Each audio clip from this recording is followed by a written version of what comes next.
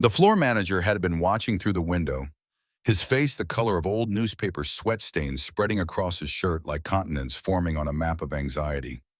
His eyes were wide pupils, dilated with a panic that Marcus recognized immediately as the look of someone watching their career collapse in real time. Mr. Hall, his voice cracked on the name splitting into two syllables that shouldn't have been separate. A word outside. Now. Marcus followed him into the hallway, feeling every pair of eyes in that private dining room, tracking his departure like searchlights following an escaped prisoner. The weight of those gazes pressed against his back, curiosity and shock and judgment blending into something almost physical. He walked with his spine straight, his steps measured, refusing to hurry or show any sign that he understood the magnitude of what had just occurred. The hallway outside the private dining room existed in a different universe, from the carefully curated elegance visible to paying customers. Here the carpet was industrial grade rather than plush, the walls painted institutional beige rather than designer gray. This was backstage, the machinery that made the fantasy possible, stripped of pretense and reduced to function. Gerald paced in tight, frantic circles, his movements jerky and uncontrolled, hands running through what little remained of his hair. Sweat glistened on his forehead under the fluorescent lights, and his breathing came in shallow gasps that suggested either a panic attack or something close to it. When he finally stopped moving and turned to face Marcus, his expression carried the particular horror of someone who had just witnessed a natural disaster and knew more destruction was coming. "Do you have any idea what you've just done?" The words emerged as a hiss, barely controlled volume reduced by force of will rather than lack of intensity. That woman could buy this entire restaurant and fire every single one of us before she finishes her breakfast tomorrow morning. She could make one phone call, just one, and you would never work in this city again. In any city. Marcus stood with his hands clasped behind his back, willing his pounding heart to slow, forcing his breathing to remain steady. His entire body thrummed with adrenaline, the chemical aftermath of confrontation flooding his system and making his fingers want to shake. But he kept his voice calm when he responded, proud that it came out level despite the chaos churning inside him. "She insulted me in a language she thought I didn't understand. She called me useless, said I was only fit for manual labor. She insulted my daughter Gerald. Called me pathetic for being a single father trying to provide for his child." Gerald's expression didn't soften. If anything, it hardened further, his features arranging themselves into lines that Marcus recognized from 4 years of service industry hierarchy.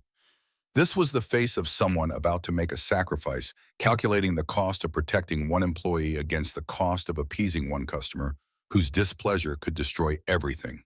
"And you responded." Gerald's voice climbed towards something approaching hysteria, control slipping with each word. "You actually responded. You were supposed to apologize, Hall.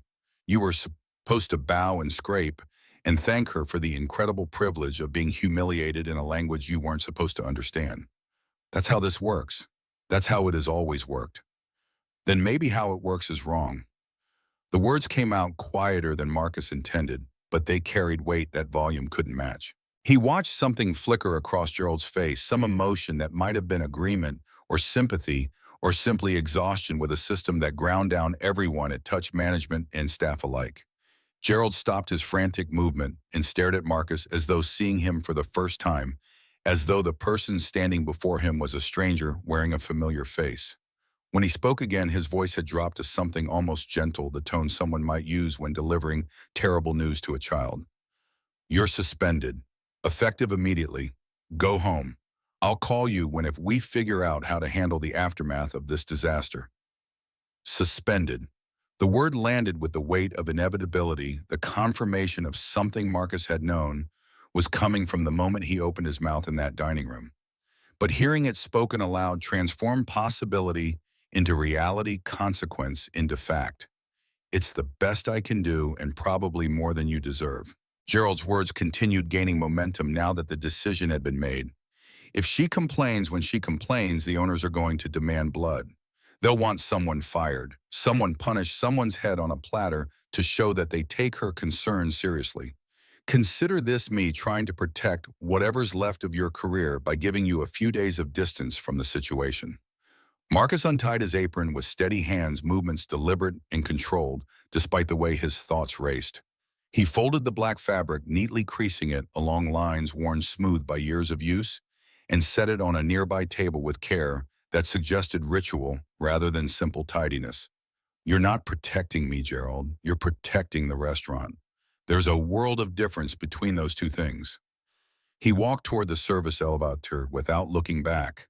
Gerald's muttered commentary about careers and professional suicide fading behind him like radio static losing signal. Each step felt both heavy and light, simultaneously weighted with consequences, but freed from something he hadn't realized he'd been carrying until it was gone. The elevator arrived with a soft chime that seemed too cheerful for the moment, doors sliding open to reveal his own reflection in the polished metal walls. The man staring back at him looked different somehow, though Marcus couldn't identify exactly what had changed. Same face, same exhaustion, etched in the lines around his eyes, same uniform that marked him as service industry. But something in his posture had shifted, some quality of how he held himself that suggested a transformation occurring beneath the surface. He looked tired in that reflection.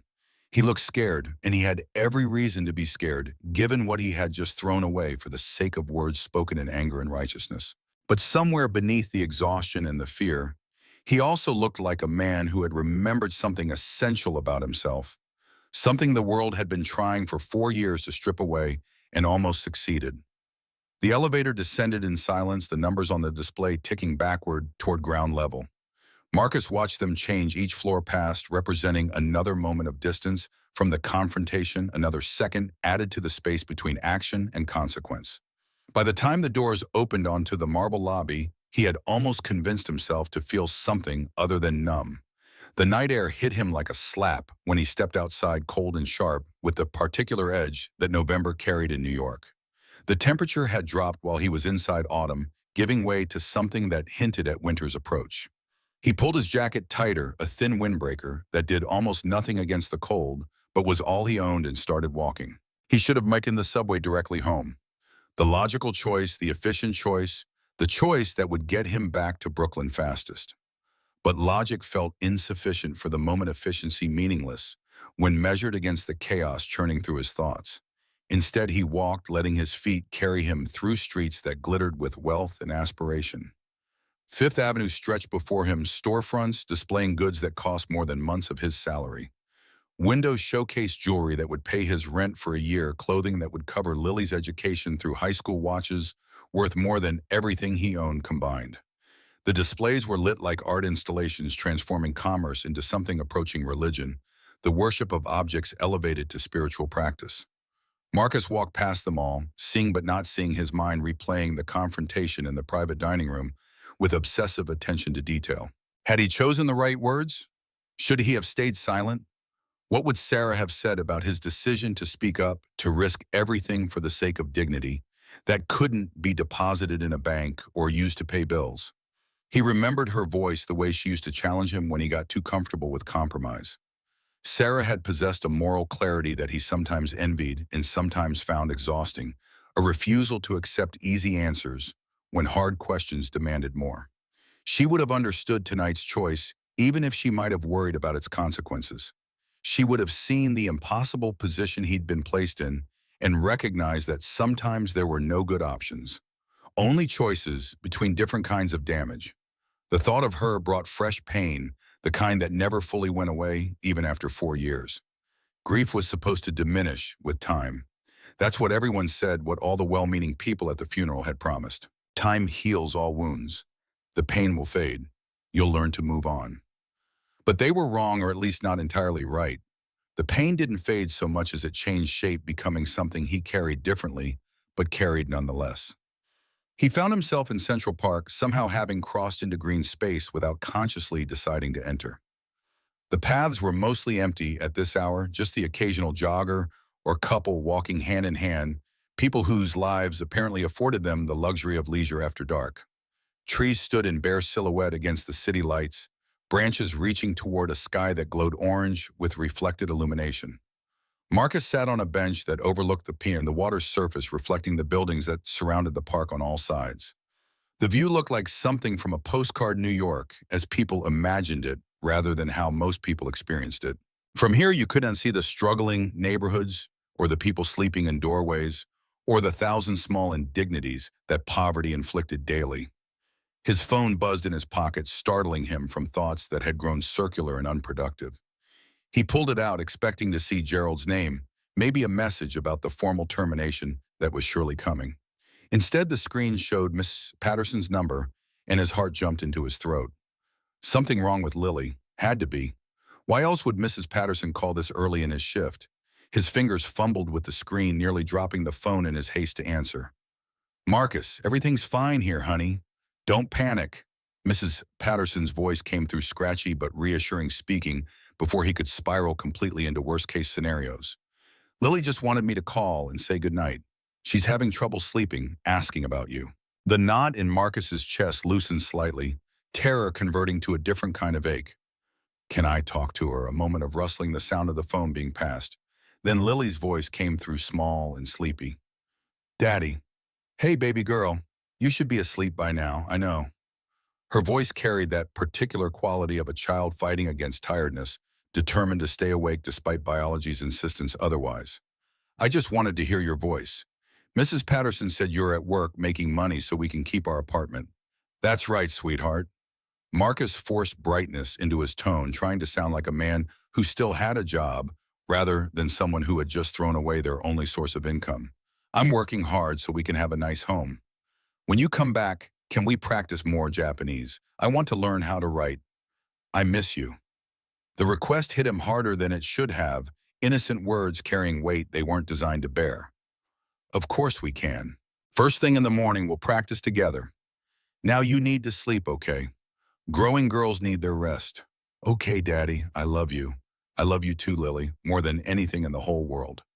The call ended and Marcus sat on the bench, holding his silent phone, staring at the dark screen, as though it might reveal answers to questions he didn't know how to ask. His daughter wanted to learn how to write, I miss you in Japanese, a phrase that carried more truth than she probably understood. They were missing each other constantly, passing like ships in the night, his work schedule ensuring they rarely occupied the same waking hours. And now he had endangered even that inadequate arrangement. For what? For pride. For the principle that his dignity mattered more than practical survival. What good was dignity if it meant Lily ended up in foster care or worse? But even as the doubt spiraled through his thoughts, another part of him pushed back with stubborn insistence. What kind of father would he be if he taught Lily that self-respect was negotiable? What kind of man would he become if he let wealthy strangers call him useless and pathetic, and thank them for the privilege? At what point did survival stop being survival and start being just another form of dying? Marcus stood from the bench and resumed walking, aiming himself toward the subway station that would take him home.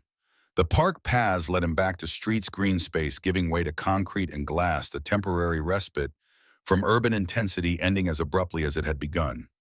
The subway station swallowed him down into its fluorescent depths, platforms mostly empty at this hour between the evening rush and the late-night crowd. He waited for the Brooklyn-bound train with a handful of other travelers, everyone maintaining the careful isolation that public transit demanded.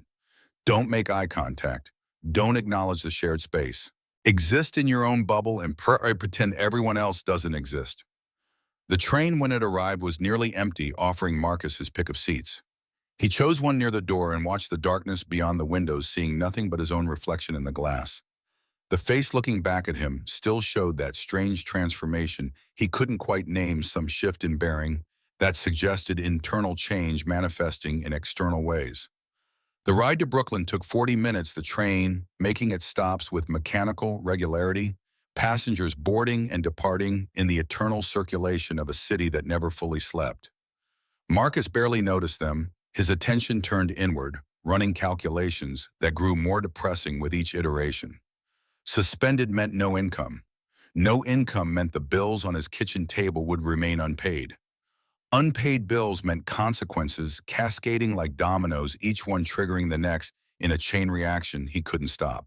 Eviction proceedings typically took 30 days from final notice, which meant he had perhaps 3 weeks before they were forced out. The electric company would shut off power in 72 hours if he didn't pay, which he couldn't, which meant they'd be sitting in darkness come the weekend. And Lily's preschool wouldn't let her return without payment, which meant finding childcare or leaving her with Mrs. Patterson more than he already did, which meant taking advantage of an elderly woman's kindness beyond what was reasonable or fair. The math didn't work. No matter how he arranged the numbers, they refused to add up to anything resembling stability. Had been falling for 4 years, but had convinced himself that the controlled descent was actually standing still. Tonight's confrontation had stripped away that comfortable delusion, revealing just how far down he had actually gone. The train reached his stop and disgorged him onto a platform that smelled of brake dust and old urine. "Welcome back to Berwyn," written in every detail. He climbed the stairs to street level and walked the 3 blocks to his building, passing familiar landmarks that marked the boundaries of his reduced world. The bodega on the corner was still open, its security bars glowing with fluorescent light. The laundromat was closed now, dark windows reflecting the streetlights. The small park where homeless people slept had acquired a few new occupants since mourning bundles of humanity wrapped in insufficient blankets against the November cold. His building rose before him, 7 stories of weathered brick and peeling paint home to people who couldn't afford better and weren't quite desperate enough for worse. The front door stuck the way it always stuck, requiring a specific combination of turning and pulling and shouldering that residents learned through repetition. Marcus performed the sequence automatically and stepped into a lobby that smelled of mildew and industrial cleaner. The elevator wasn't worth attempting this late at night, its reliability dropping significantly after 9 p.m. He took the stairs again, climbing 7 flights with legs that burned from standing all evening and feet that ached from shoes designed for appearance rather than comfort. By the time he reached his floor, his breathing came harder than it should have, exhaustion finally catching up to override the adrenaline that had been sustaining him. His apartment door stood exactly as he'd left it that morning. Nothing changed, but everything different because he was different. The key turned in the lock with its familiar catch, and he stepped inside to find the living room dim, except for the television's glow. Mrs. Patterson had fallen asleep on the couch, her knitting needles still clutched in weathered hands, yarn pooling in her lap like colorful rivers. The television played some late-night program with the sound turned low, moving images providing light without much meaning. She looked small and fragile in sleep, this elderly woman who watched his daughter for less than she deserved because kindness sometimes mattered more than market rates. Marcus moved quietly to wake her, touching her shoulder with gentle pressure. She startled awake with the quick alertness of people who had learned not to sleep too deeply, eyes opening and focusing on his face with immediate clarity. "Oh, honey, you're home early." Her voice carried concern beneath the words. Observation converting instantly to worry. "Is everything all right?" He helped her gather her knitting, avoiding the question because answering it would require explanations he didn't have energy for. "Everything's fine, Mrs. Patterson. Thank you for staying with Lily." She studied his face with those sharp eyes that age hadn't dimmed, reading truth in whatever she saw there. Her mouth opened as though to press the issue, then closed again as she decided against it. Instead, she simply squeezed his hand with fingers that felt like paper and bone, a gesture that conveyed understanding without requiring words. "That child loves you something fierce. Don't you forget that when things get hard."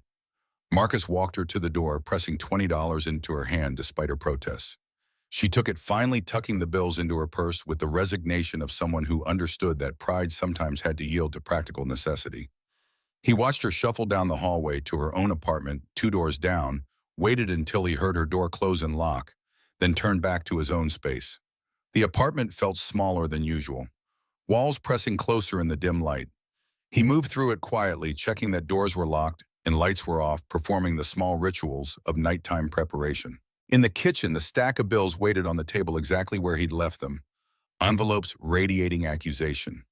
Marcus sat down and spread them out, forcing himself to confront the numbers with clear eyes. The math hadn't improved during his absence. If anything, it had gotten worse, the day's passage adding interest and penalties to amounts he already couldn't pay.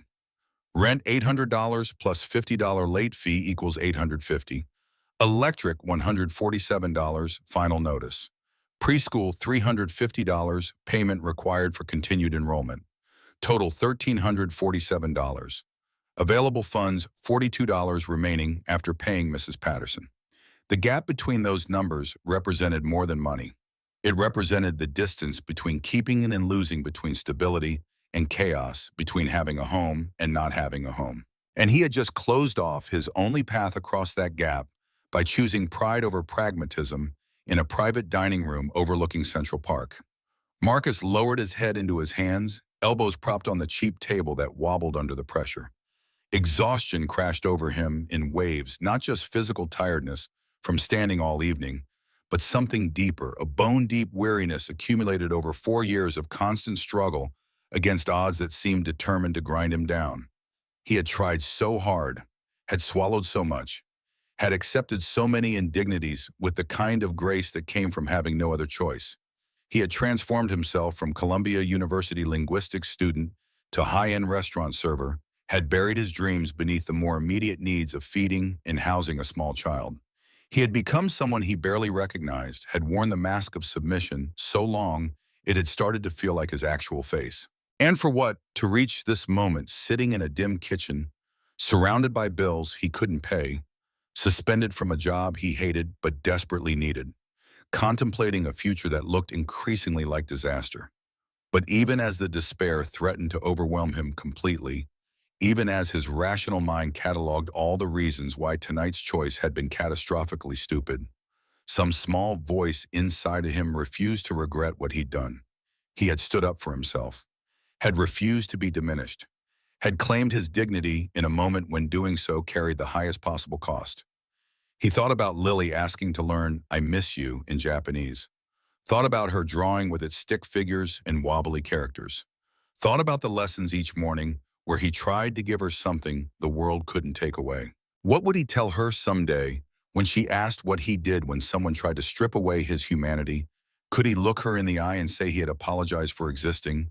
The answer rose from somewhere deep inside him, clear and unwavering, despite the chaos surrounding it. No, he couldn't have done that. Couldn't have let his daughter grow up watching her father accept abuse as the price of survival. Better to fall with dignity than to stand on knees ground down to bone and blood. Marcus lifted his head from his hands and looked around the small apartment that might not be his much longer. Everything here told the story of their reduced circumstances.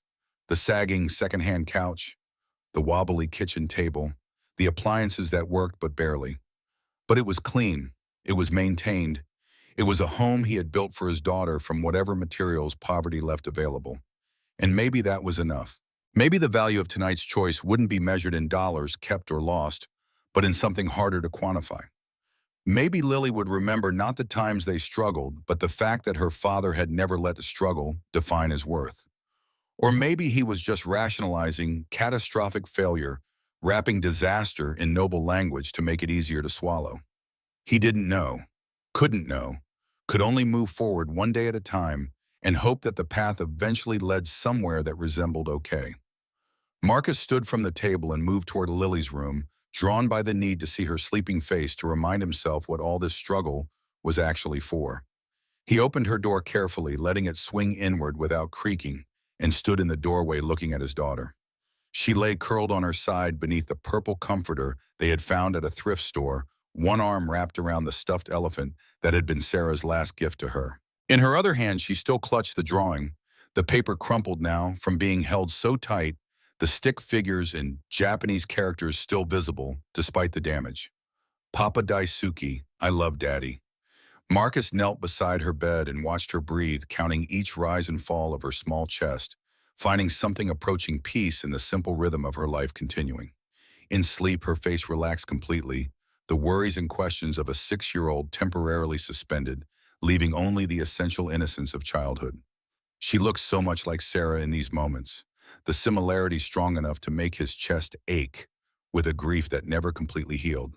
The shape of her face, the curve of her cheekbones, the way her hair fell across the pillow. All Sarah's features recreated in miniature, a living reminder of everything he had lost and everything he still had to protect. "I'm sorry, baby girl." The words came out barely louder than breathing confession offered to someone who couldn't hear it. "I don't know what happens next.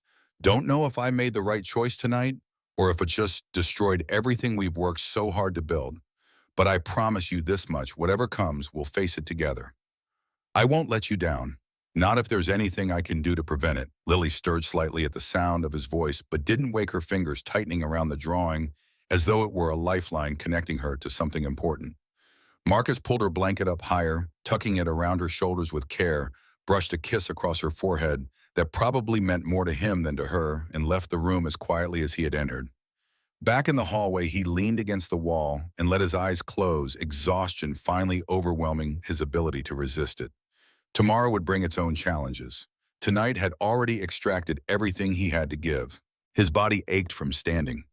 His mind spun with scenarios and calculations and fears that refused to coalesce into anything useful. His heart carried weight that had nothing to do with physical load and everything to do with the burden of responsibility for another human being who depended on him completely. But underneath all of that, buried beneath the exhaustion and fear and overwhelming uncertainty, lived something that felt almost like peace. He had stood up, had refused to be diminished, had chosen dignity over submission, even knowing the cost. And whatever came next, at least he could face it knowing he hadn't sacrificed the part of himself that mattered most. Marcus pushed himself away from the wall and moved toward his own room, the small space he had carved out in a corner of the apartment after giving Lily the actual bedroom. Just a mattress on the floor and a lamp and the few possessions he had managed to keep from his previous life. Books, mostly language textbooks and literature, he no longer had time to read but couldn't bring himself to abandon. He lay down without bothering to change clothes, still wearing the white shirt and black pants that constituted his server's uniform. The ceiling above him showed cracks that landlords promised to fix but never did, patterns he had memorized through countless nights of staring upward, unable to sleep. Tomorrow he would need to start figuring out what came next.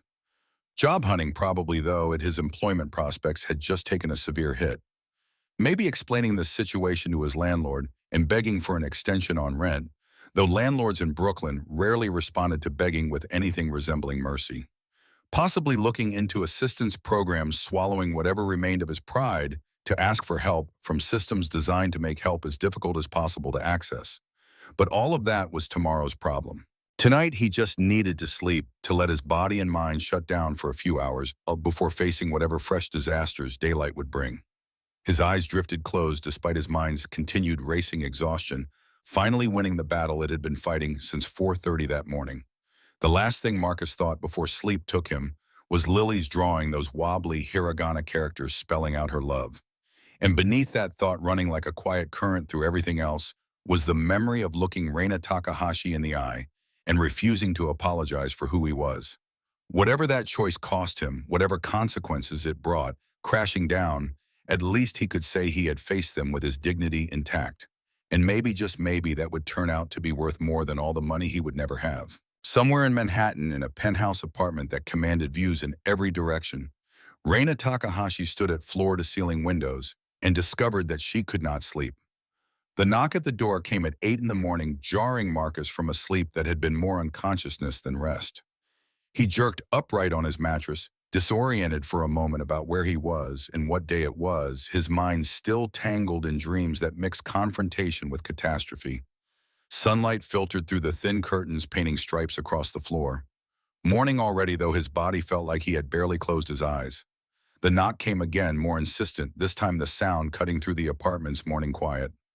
Marcus pulled himself to his feet, his muscles protesting with aches that spoke to how poorly he had slept.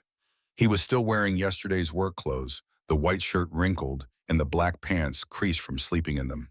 He moved toward the door, running a hand through his hair in a futile attempt at making himself presentable. Through the peephole, he saw a young woman in a crisp gray suit, everything about her projecting an air of absolute certainty. She stood with perfect posture, holding what appeared to be an envelope, her expression neutral in that way that professional people cultivated when delivering messages they weren't paid to have opinions about. Marcus opened the door with the chain still attached, caution overriding curiosity. The woman didn't seem surprised by this precaution, simply waited with patient silence for him to make whatever assessment he needed to make. "Yes, Mr. Hall, Mr. Marcus Hall, that's me." She extended her hand through the maid, offering a cream-colored envelope and a business card made of paper so thick and expensive it felt more like fabric than cardstock. Her movements were efficient, practiced the gestures of someone who delivered things to people for a living. "Miss Takahashi requests your presence at Takahashi Industries headquarters this morning, 10 o'clock. A car will be waiting downstairs at 9:30 should you choose to accept the invitation."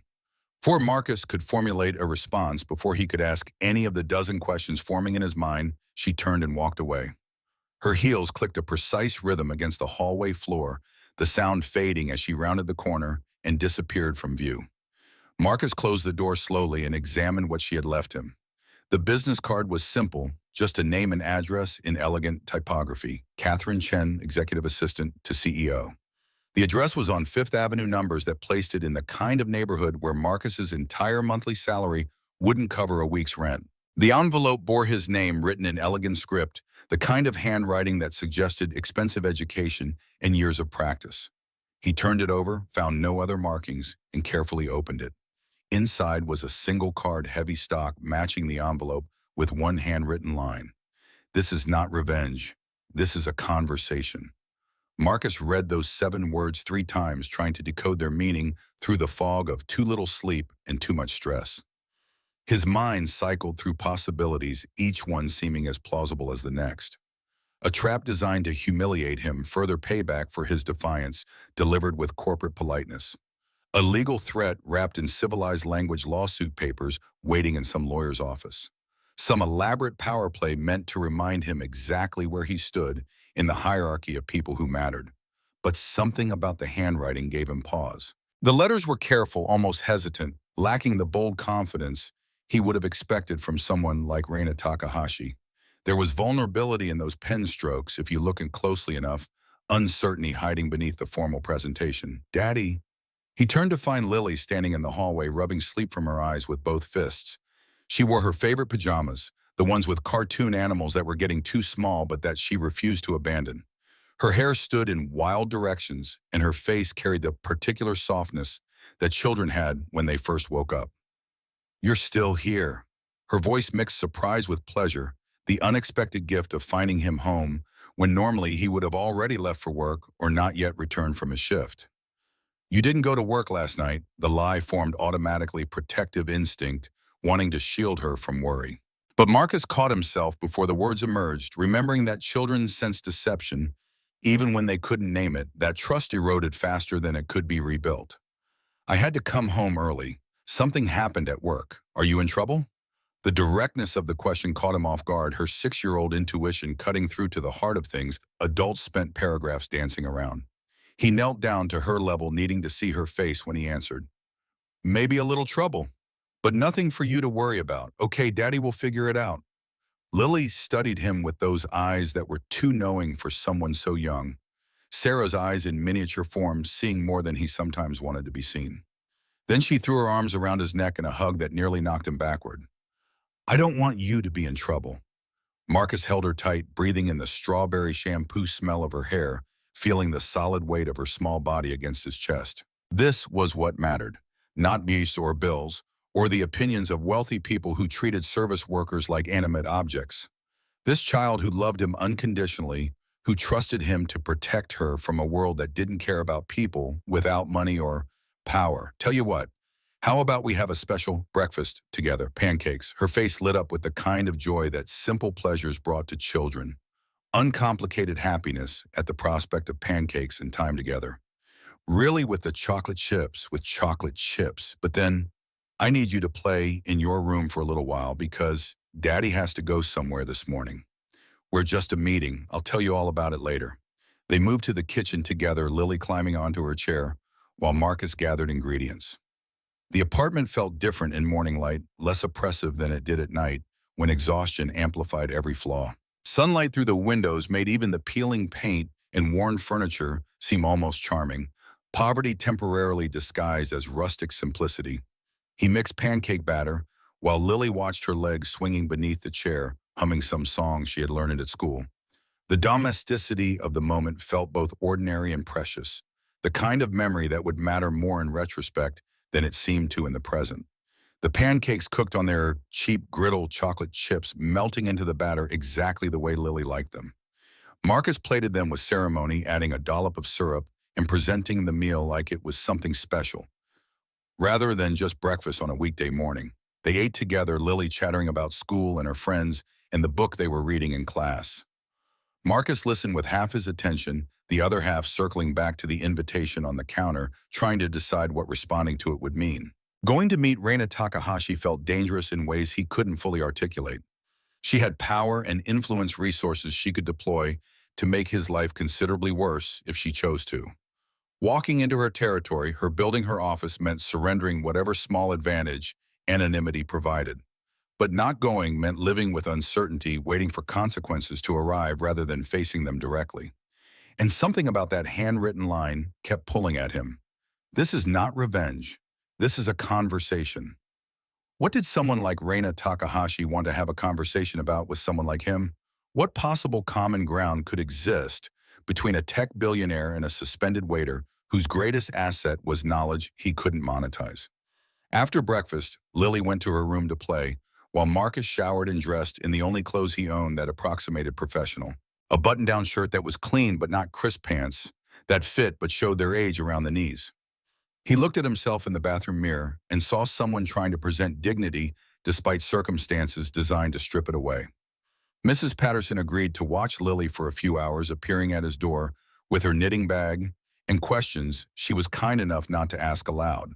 Her eyes traveled over his outfit and read the situation clearly enough that words became unnecessary. You look like you're going somewhere important. Maybe. I'm not sure yet. Will you be careful, honey? Important places don't always mean safe places. The wisdom in her words settled over him like a weight. He kissed Lily goodbye, promising to be back soon, and headed downstairs to where a black town car waited at the curb. The driver opened the rear door without speaking, and Marcus slid onto leather seats that probably cost more than everything he owned combined. The car's interior smelled of expensive cologne and possibility the scent of a world he didn't belong to but was temporarily being allowed to visit. They pulled away from his building, leaving behind the familiar landscape of his reduced life. Marcus watched Brooklyn transform through tinted windows, crumbling walk-ups, giving way to renovated brownstones, struggling bodegas replaced by artisanal coffee shops. Gentrification creating pockets of wealth in neighborhoods that used to be affordable, pushing people like him further to the margins. The drive across the bridge into Manhattan felt like crossing between dimensions. The city changed character completely. Buildings growing taller, streets cleaner, everything polished and maintained in ways that required money most people would never possess. This was the New York that appeared in movies and magazines, the version tourists saw and fell in love with, carefully curated to hide all the messy reality lurking in outer boroughs. Takahashi Industries occupied a glass tower that seemed to pierce the sky with architectural arrogance. The building's surface reflected clouds and sunlight, turning weather into decoration, transforming the natural world into something that existed only to make human achievement look more impressive. The lobby was larger than Marcus's entire apartment building, all marble floors and soaring ceilings, in the hushed atmosphere of a space where ordinary concerns didn't apply. Security guards nodded as he approached, clearly expecting him, his name already on some list that granted access to spaces normally off-limits. 50th floor, Ms. Takahashi is waiting. The elevator rose in perfect silence, numbers climbing on the display with digital precision. Marcus felt his stomach drop as they ascended, whether from the speed of the elevator or anxiety about what waited above, he couldn't determine. The doors opened onto a floor that looked like wealth had been liquefied and poured into architectural form. Polished marble floor-to-ceiling windows, art on walls that probably cost more than most people's houses. Everything designed to communicate that the people who worked here operated on a different plane than ordinary humanity. Catherine materialized at his elbow, the same woman who had delivered the invitation that morning.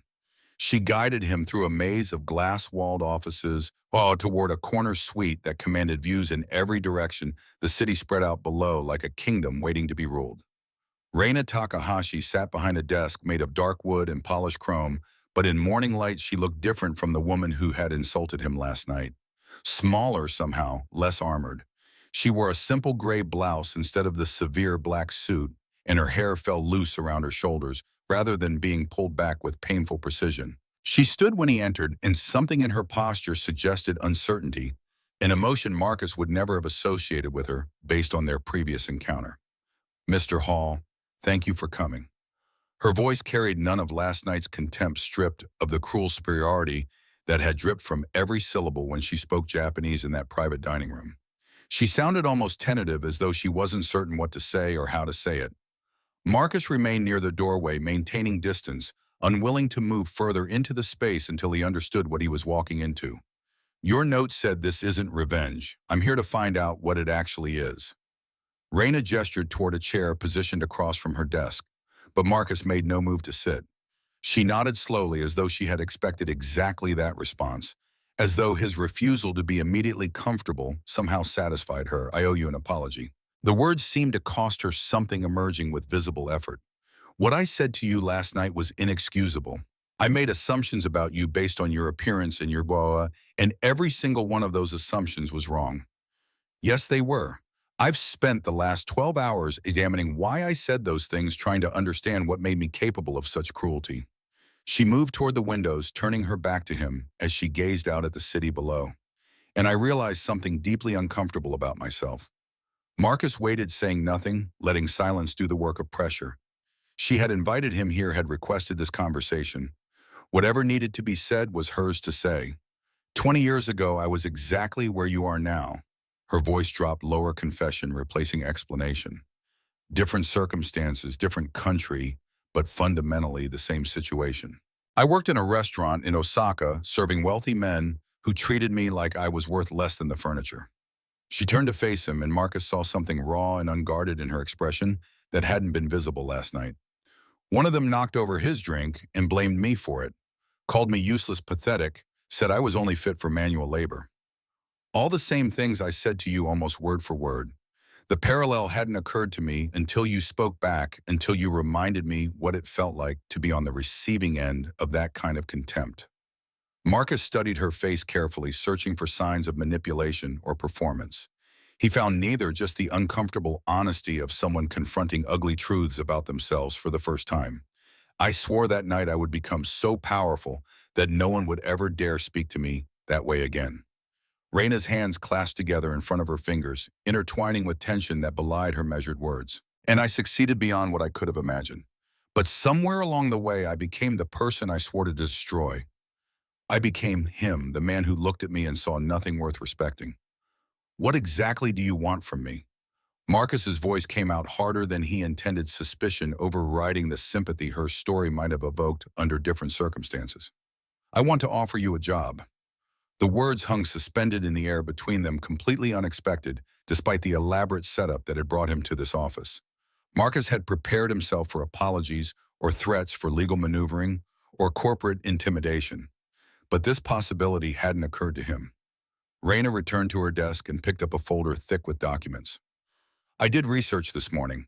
Columbia University linguistics major, top of your class before circumstances forced you to leave. Fluent in 4 languages, English, Japanese, French, Spanish. You possess exactly the combination of skills my company desperately needs. She opened the folder, her eyes scanning pages before looking up to meet his gaze. International Translation and Coordination Director. You would serve as the primary bridge between our offices in Tokyo, Paris, and New York, facilitating communication across languages and cultures. The salary is $120,000 annually plus comprehensive benefits. Full health insurance for you and your daughter. Marcus felt the number land like a physical blow, the amount so far beyond what he currently earned that it barely registered as real. $120,000. 5 times his Lumiere salary, enough to pay every bill on his kitchen table and never worry about them again. The schedule would be flexible. You could take your daughter to school every morning and have dinner with her every evening. Regular hours, weekends, off, the kind of life that lets you actually be present for the child you're working to support. It was everything he needed, everything he had sacrificed 4 years of dignity and exhaustion trying to achieve. Being offered to him by the woman who had humiliated him less than 24 hours ago, presented like compensation or bribery, or perhaps both simultaneously. Why, Marcus asked, genuine confusion cutting through his caution. You could find dozens of qualified candidates, people with completed degrees, people who didn't embarrass you in front of your business partners last night, because I don't need someone who will tell me what I want to hear. Raina closed the folder and set it aside. I have an entire company full of those people already. What I need is someone who will tell me the truth, even when the truth is uncomfortable. She leaned forward slightly, her expression intense. You did something last night that no one has done in years. You held up a mirror and forced me to see what I had become. I didn't like what I saw, but that's precisely why I need someone like you. Someone who won't let me forget where I came from or what it feels like to be powerless. Marcus crossed the room finally and sat down in the offered chair, his mind racing through implications and calculating risks. If I were to consider this offer, he said carefully, I would have conditions. Name them. He raised one finger. First, you will never insult or discriminate against me or any employee because of their race, background, or circumstances. Not publicly, not privately, not in any language you assume they don't understand. If I ever witness you speaking to anyone the way you spoke to me last night, I walk away immediately. No second chances, no negotiations. Raina nodded without hesitation. Agreed. Second, Marcus raised another finger. My daughter is my absolute priority. I need to leave the office at 3 to pick her up from school and have dinner with her every evening. My schedule must accommodate that requirement without exception. That can easily be arranged. Third, Marcus lowered his hand, his voice taking on an edge of challenge. I want you to establish a scholarship fund for children from underprivileged backgrounds who demonstrate talent for languages. Kids like I was intelligent and capable, but without financial resources. I want your company to give them the opportunities that circumstance denied them. Raina's expression shifted uncertainty, replacing her previous confidence. For the first time since he entered her office, she looked genuinely unsure. A scholarship fund of that nature would require significant resources and board approval. I can't promise something like that unilaterally. Then we don't have a deal. Marcus stood preparing to leave. He had anticipated this moment during the car ride, had made peace with the possibility that his principles would cost him this opportunity. Some things were worth more than money, even when money represented the difference between stability and disaster. Mr. Hall, please wait. He stopped but didn't turn around, forcing her to speak to his back the way she had forced him to absorb her insults. I cannot promise the board will approve it immediately. Raina's voice carried genuine appeal rather than manipulation. These things require time, politics, building consensus. It could take 6 months or longer. Marcus turned to face her, finally waiting for whatever compromise she was building toward. But I can promise you this. She came around her desk, meeting him in the open space between furniture. I will personally advocate for that fund in every board meeting.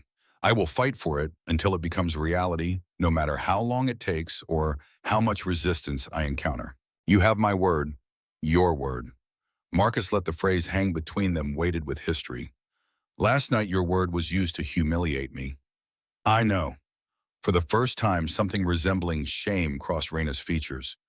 I'm asking you to give me the chance to prove I can be better than that. Not because I deserve the chance. I know I don't. But because you gave me something last night that I had forgotten I ever possessed. You reminded me of the girl I used to be before success corrupted her. Marcus studied her face, looking for deception and finding only vulnerability. He thought about Lily waiting at home with Mrs. Patterson, about the bills that wouldn't pay themselves, about 4 years of swallowing dignity, one insult at a time. And he thought about what Sarah would have said, her voice echoing across time with that moral clarity he still relied on. She would have asked whether second chances were possible, whether people could change, whether redemption was something available only to those who never needed it. I'll try. The words came out quietly but firmly. But understand this clearly. The moment you break your word, the moment you treat me or anyone else with the contempt you showed last night, I'm gone. No discussion, no negotiation, just gone. Raina extended her hand and Marcus saw that it trembled slightly. Fair enough. They shook her grip firm, despite the tremor, her eyes steady, despite whatever uncertainty lived beneath the surface. When can you start? Monday? I'm going to spend this weekend with my daughter. Raina nodded and something that might have been respect flickered across her face. Monday then. Welcome to Takahashi Industries, Marcus. He left her office and rode the elevator down in silence, his mind struggling to process what had just occurred. 24 hours ago, he had been suspended from his job for defending his dignity. Now he had a position that would transform his life and his daughter's life, offered by the person whose cruelty had catalyzed the entire sequence of events. The car waited outside to take him back to Brooklyn, but Marcus waved it off and chose to walk instead. He needed time to think, needed the physical movement to help his mind catch up to what had just happened. He walked through Manhattan streets, barely seeing them, his thoughts churning. Had he made the right choice accepting the offer? Could he trust Reina to keep her word? What would happen when the board inevitably pushed back on the scholarship fund? But underneath those questions ran something that felt almost like hope, fragile and tentative, but present nonetheless. Maybe people could change. Maybe wealth didn't have to corrupt completely. Maybe second chances were possible, even for those who seemed least deserving of them. Marcus pulled out his phone and called Mrs. Patterson to let her know he'd be home soon. Then he started walking faster, suddenly desperate to see Lily, to hold her and tell her that maybe, just maybe, things were going to get better. The city streamed past him, millions of people pursuing their own versions of survival and meaning. And somewhere in that vast complexity, Marcus Hall walked home carrying the weight of a decision that would change everything, hoping he had chosen wisely. 3 years passed like water flowing around the stones, reshaping everything it touched while appearing to move effortlessly forward. Marcus Hall stood in the conference room on the 50th floor, watching screens display faces from 3 different continents, and felt the peculiar satisfaction of having become someone he barely recognized from his previous life. Tokyo glowed with early morning light behind the faces of engineers and project managers who spoke rapid Japanese about development timelines and resource allocation. Paris sparkled with afternoon sun filtering through windows, where designers debated aesthetic choices in French that flowed like music. New York hummed with mid-morning energy as the local team presented quarterly projections in English clipped by the urgency of American business culture. Marcus moved between languages like water flowing between stones, his mind switching grammatical structures and cultural contexts with an ease that 3 years of practice had transformed from effort into instinct.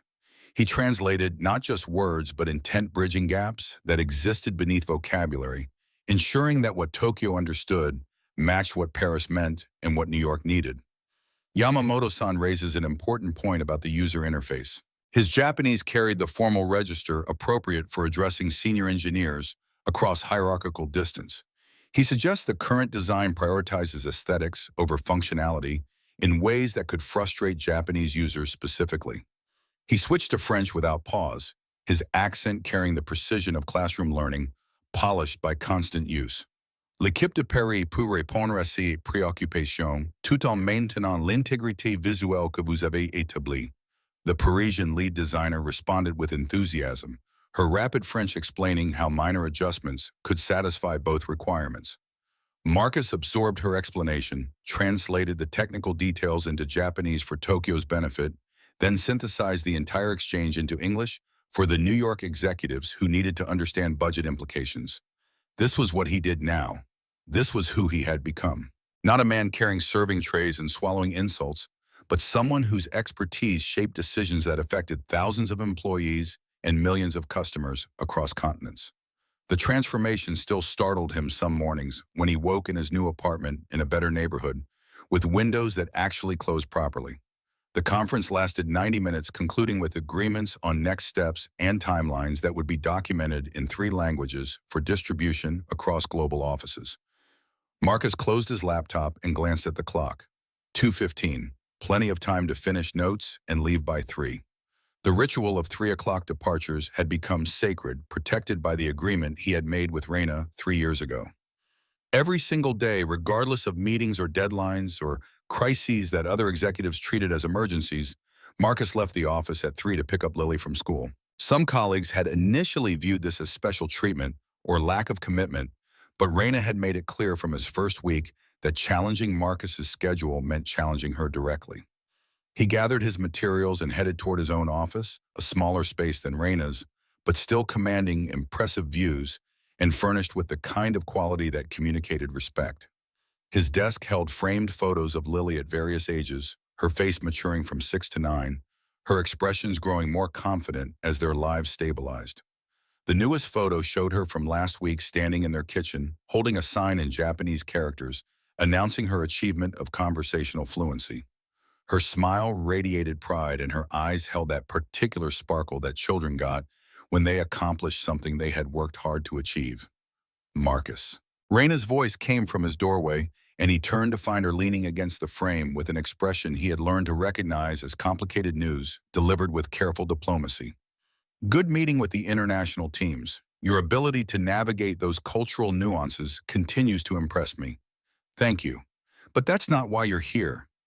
She smiled slightly, acknowledging his ability to read her after 3 years of working together. No, I wanted to give you an update on the scholarship fund. The board met yesterday. Marcus felt his chest tighten despite 3 years of learning to manage expectations around this particular topic. The scholarship fund had become the measure by which he judged whether Raina's transformation was genuine or merely performed for his benefit. And the board's resistance had tested both her commitment and his patience repeatedly. We finally have approval. Her words came quickly, relief evident beneath professional composure. Full funding, comprehensive criteria, everything we proposed. The Marcus Hall Scholarship Foundation will accept its first applicants next month. The name landed like something physical, syllables carrying weight beyond their sound. He had known she intended to name it after him, but hearing it spoken aloud transformed abstract concept into concrete reality. The board meeting was contentious, I won't lie to you. Raina moved into his office and sat in the chair across from his desk without invitation, exhaustion showing in the gesture. 7 meetings over 11 months, Marcus. 7 times I had to argue that investing in underprivileged children's language education served our long-term interests. 7 times executives who earn more in bonuses than most people see in lifetimes question whether we should spend money on kids who might never work for us. But you convinced them. I reminded them that I was one of those kids once, that you were one of those kids, that intelligence and capability exist independent of bank accounts, and that companies that recognize that fact gain access to talent their competitors overlook. She leaned back, a smile crossing her face that held genuine satisfaction. And I may have mentioned that I would personally fund it if they refused, which would make them look remarkably short-sighted when the foundation succeeded. Marcus felt something release in his chest, tension he had been carrying for 3 years, finally finding permission to dissipate. This had been his condition, the requirement he had staked everything on when accepting Raina's offer. And she had fought for it, had spent 11 months navigating corporate politics and overcoming resistance from people who saw charity as weakness. Thank you. The words felt insufficient for what this meant, but he didn't have better ones available. Thank me by helping select the first recipients. We're planning a ceremony for next month, 30 scholarships awarded to begin with. I'd like you to be part of the selection committee. He nodded, already thinking about criteria and evaluation methods, about how to identify children who possess potential that poverty tried to bury. This was what the struggle had been for. Not just his own advancement, but creating pathways for others who faced the same obstacles he had faced. Now get out of here. It's almost 3. Raina stood and moved toward the door, pausing to look back at him. Lily's probably waiting. Marcus grabbed his coat and laptop bag, the same ritual he performed every weekday at this exact time.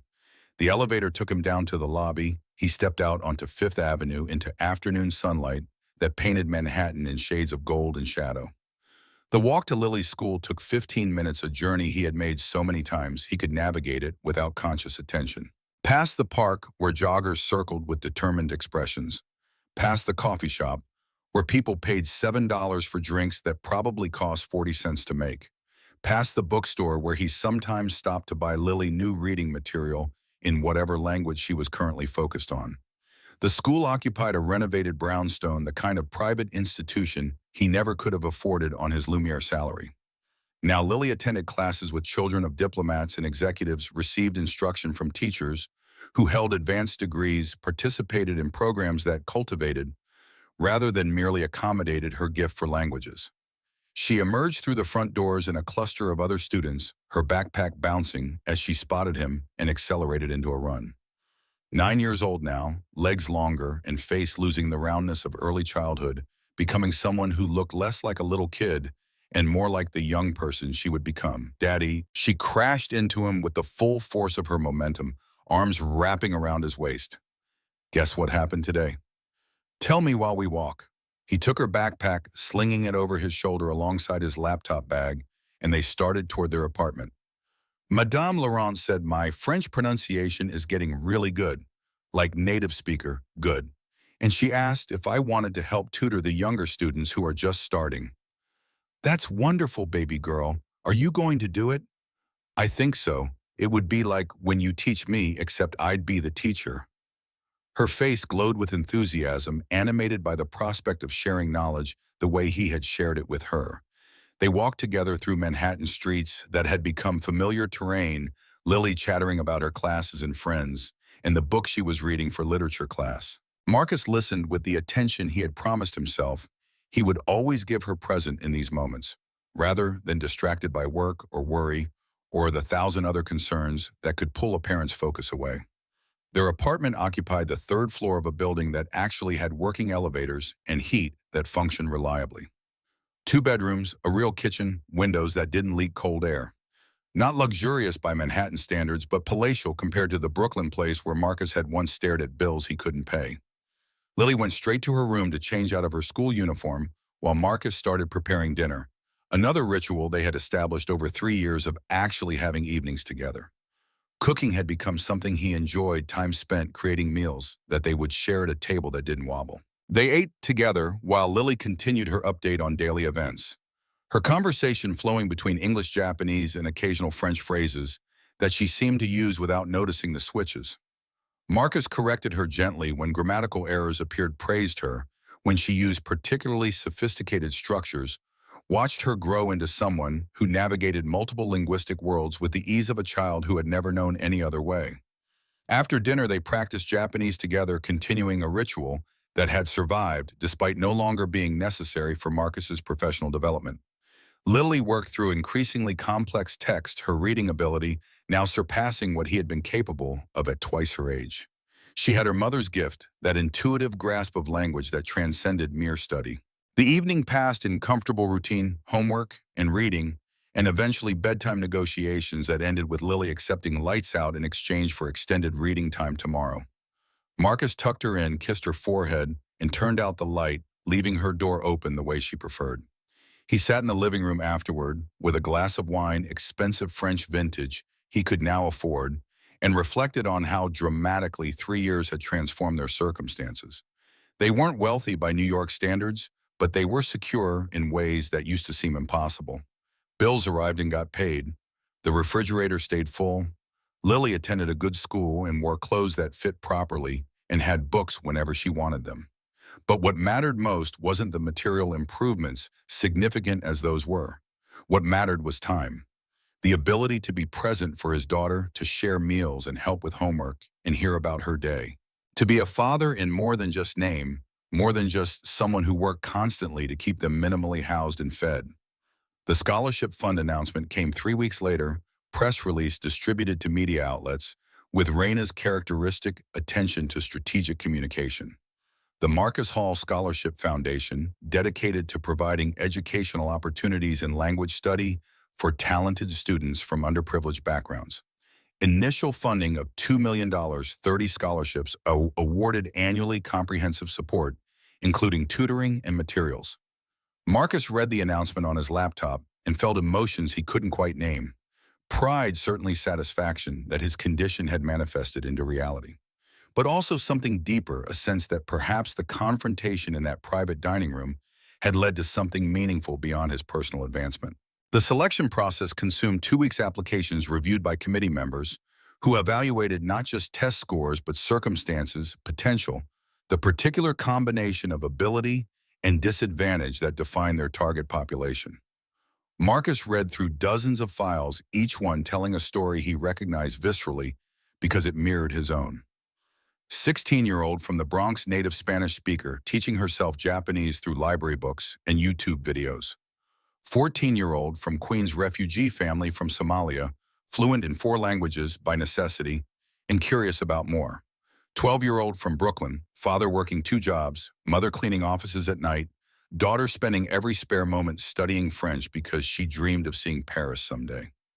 Stories that could have been his story. Children who possessed intelligence and dedication but lacked resources, who studied despite rather than because of their circumstances, who needed someone to invest in their potential the way universities had once been willing to invest in his. The committee selected 30 recipients from over 300 applicants, each decision requiring difficult choices between deserving candidates. But finally, the list was complete, names and faces and stories that would receive this opportunity. The ceremony took place in a ballroom. Raina had personally selected a space grand enough to honor the magnitude of what they were creating. Marcus arrived early and watched the room fill with families who looked slightly overwhelmed by the elegance surrounding them. Parents in their best clothes that still showed signs of hardware. Children trying to sit still, despite excitement making them want to bounce. 30 students and their families, roughly 200 people total, gathered in a space that probably cost more to rent for an evening than many of them earned in months.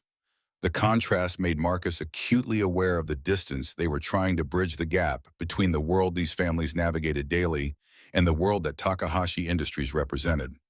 Reina took the podium with confidence built over decades of public speaking, but Marcus noticed something different in her bearing tonight. She seemed less guarded, more genuinely present, rather than performing the role of CEO delivering prepared remarks. Education creates possibilities that no circumstance can fully suppress. Her voice carried across the room, amplified by excellent acoustics and the attention of people who understood what was at stake. But access to education remains profoundly unequal, determined more by accidents of birth than by capability or dedication. She paused, her gaze sweeping across the faces before her. I know this intimately. I was one of you once, the daughter of factory workers serving food to pay for school, told repeatedly that people like me belong doing manual labor, rather than pursuing dreams that seemed too large for our station. The audience shifted, parents leaning forward slightly, recognizing something in her story that resonated with their own experiences. Someone stood up for me eventually, though, not until after I had already spent years struggling alone. And I vowed that if I ever possessed the means, I would create opportunities for others before they had to fight as hard as I did for recognition. Reina looked directly at Marcus, then acknowledging his presence in the second row.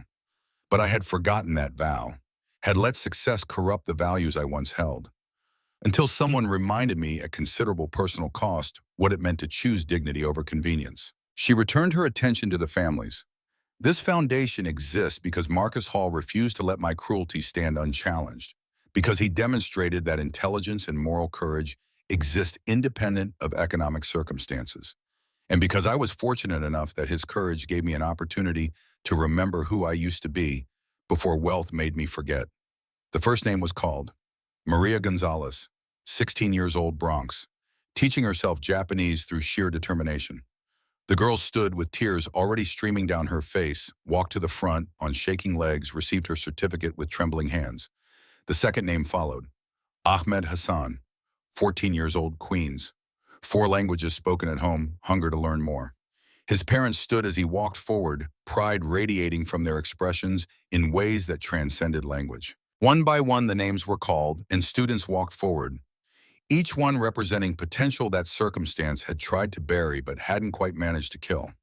Their faces showed emotion ranging from shock to joy to disbelief, the particular expressions of people receiving opportunities they had hoped for but never quite believed would materialize. Marcus watched them all, seeing himself at various ages in their faces, remembering what it felt like to be smart and poor and uncertain whether intelligence mattered when measured against the brutal mathematics of poverty.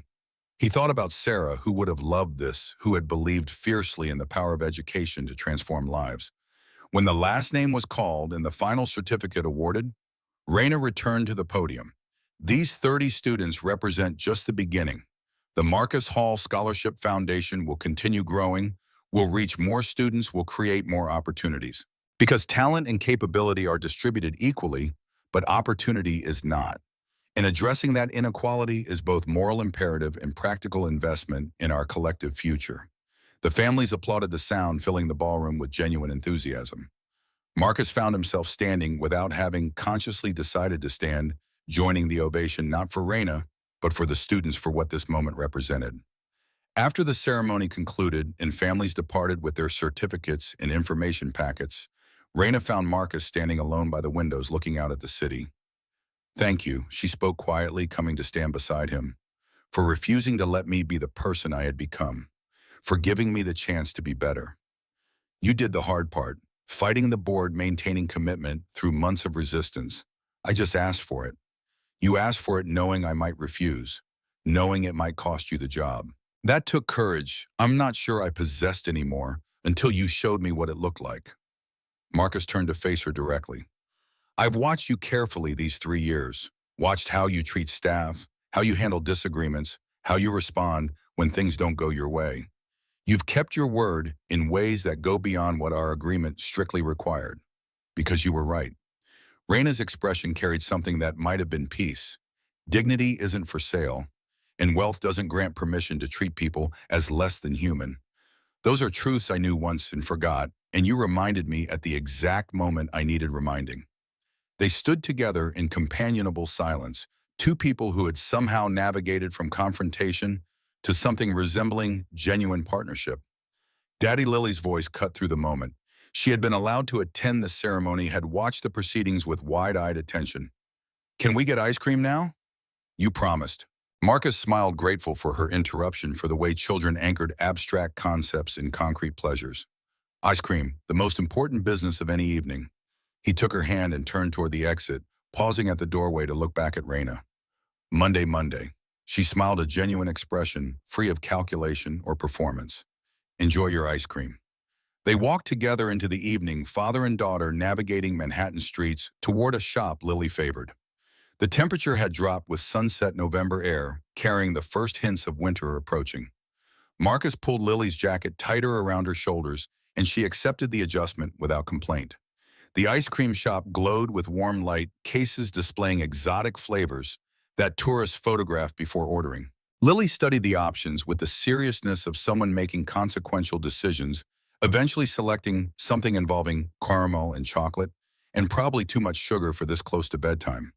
They sat at a small table by the window, eating ice cream and watching people pass on the sidewalk outside. New York flowed around them in its endless circulation, millions of individual stories intersecting briefly before diverging towards separate destinations. "What was it like?" Lily's question came between bites of ice cream. "When you were my age, I mean. You didn't have much money, right?" Marcus considered how to answer, wanting honesty without burdening her with fears she didn't need to carry. "It was hard sometimes. My parents worked a lot like I used to. We didn't have money for extras. But we had each other, and we had books from the library, and I learned that knowledge was something nobody could take away." "Is that why you teach me Japanese, so I'll have something nobody can take away?" "Partly, but mostly because you're good at it, and developing talents makes life richer even when life is difficult." Lily absorbed this, her face thoughtful. "I'm glad things are better now. I like our apartment. I like my school. I like that you're home for dinner." "Me too, baby girl. Me too." They finished their ice cream and walked home through streets that had grown quieter as the evening aged. Their building appeared ahead, windows glowing with the lives contained in apartments, stacked vertically, all these people existing in parallel, occasionally intersecting, but mostly maintaining separate orbits. Upstairs, Lily changed into pajamas and brushed her teeth with the efficiency of someone ready for sleep. Marcus tucked her in, the ritual unchanged despite everything else that had transformed over 3 years. "I love you, Daddy."